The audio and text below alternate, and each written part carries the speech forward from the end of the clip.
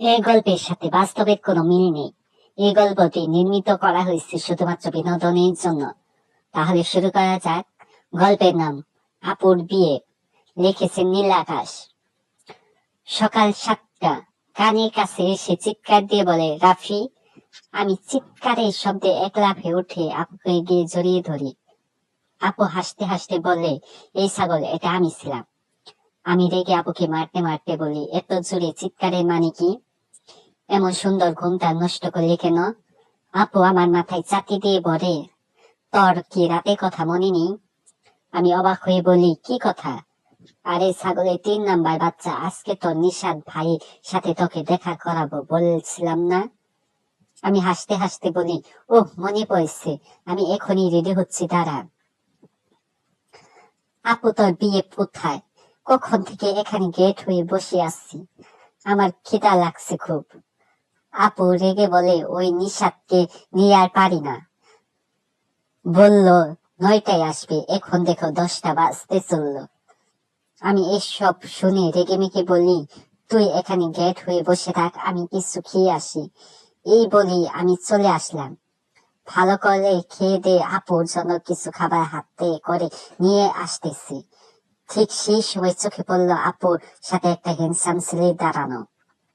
ও কি চেহারা, যেন আগুন বের হচ্ছে শরীর থেকে। এসব ভাবতে হঠাৎ দেখলাম ছেলেটা আপুর ঠোঁটের দিকে নিজের ঠোঁট নিয়ে আসছে। আমি এটা দেখে এক দৌড়ে খাবারগুলো নিয়ে ছেলেটির মুখে ছুঁড়ে মারি। আমি রেগে বলি, অসভ্য ছোট লোক, তুই আমার বোনের সাথে এসব কি করছিস? তোকে পেটিয়ে তক্তা করে ফেলবো। মা বাবা কিছু শেখায়নি নাকি? আম্মু আপু আমায় আটকে বলে, আরে রাফি থাম, এসব কি বলছিস, চুপ কর তুই, এটা তো নিশাদ ভাই। আমি আরো রেগে বলি, তোর বিয়ে হয়েছে বলে কি তোকে কিনে নিয়েছি নাকি? তোদের কি বিয়ে হচ্ছে নাকি যে রাস্তায় দাঁড়িয়ে এভাবে এসব করবি? এদিকে ছেলেটা রেগে চোখে দিয়ে আগুন বের করছিল। এমন এতে সারা গা খাবারের রং দিয়ে ভরে গেছে, মুখে সস লেগে আছে। আমি এসব কিছুতে ভয় না পেয়ে রেগে ছেলেটার সামনে গিয়ে বলি, আমার দিকে এবার তাকিয়ে আছিস কেন? তোকে আমি ভয় পাই নাকি? হঠাৎ আমি কিছু বুঝে আসার আগে আমাকে গাছের সাথে চেপে ধরে। তখন আপু চিৎকার দিয়ে বলে, নিশাদ, এটা আমার ভাই।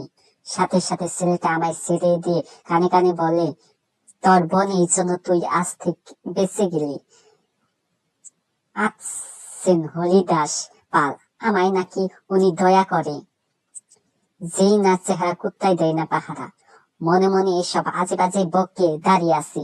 এদিকে আপু খাটাসটা জামার ময়লা সাফ করে দিচ্ছে টিস্যু দিয়ে। আমি এসব নেকামু যেন আর নিতে পারছি না। আমি কাঁদো কাঁদো গলায় বলি, আমি আছি আপু, আমার কাজ আছে বাড়িতে। আপু আমার হাত ধরে বলে, আরে কিসের কাজ এখন তোর? তুই তো নিশাতে দেখার জন্য পাগল হয়ে গেছিলি, এখন চলে যাবি কেন? আমি রাগারাগি গলায় বলি, দেখতে ইচ্ছে হয়েছিল দেখলাম, আর তোকে তো আমি যেতে বলছি না, তুই ওনার সাথে ঘুরে তারপরে আয়। এসব বকে হাতটা ছাড়িয়ে চলে আসতে যাব, তখনই পেছন থেকে, ওকে যেতে দাও, এসব আত পাগলা পোলা আমার সামনে আর আনবা না। আমি কথাগুলো শুনে একবার পেছন তাকিয়ে চলে আসি। আপু অবশ্য ডাকছিল, তবে আমি শুনিনি। রাতে ঘরে টিউশনি করাচ্ছি, বাড়িতে কেউ নেই, 2জন স্টুডেন্ট আর আমি। এমন সময় কলিং বেল বাজে। আমি একটা স্টুডেন্টকে বললি দরজাটা খুলে দিয়ে আসতে। সে দরজা খুলে দিয়ে আসলে আমি জিজ্ঞেস করি, কে এসেছে? আপু আরেকটা ছেলে। এটা শুনে আমি তাড়াহুড়ো করে বলি, কেমন দেখতে ছেলেটা? মেয়েটা আনন্দের সাথে বলে, একেবারে হিরোদের মতো স্যার। বলিউড হিরো। আমি বুঝে গেলাম এটাই ওই বজ্জাত নিশাদ। এমন সময় আপু আমায় ডাকে। আমি কোনো সাড়া না দেওয়ায় আমার রুমে এসে বলে, কিরে রাফি, তোকে কখন থেকে ডাকছি, তোর কানে কি শব্দ যায় না নাকি? কি বলবি সেটা বল। আমি এখন ব্যস্ত, তাই কোনো কাজ করতে পারবো না। আর তোর এত বড় সাহস, তুই ওই অশিক্ষিত ছেলেটাকে বাসায় নিয়ে এসেছিস? আমি মা বাবার কাছে সব বলে দেবো আজ। তখন নিশাদ জেগে আমার কলার ধরে বলে, কাকে অশিক্ষিত বলছিস তুই?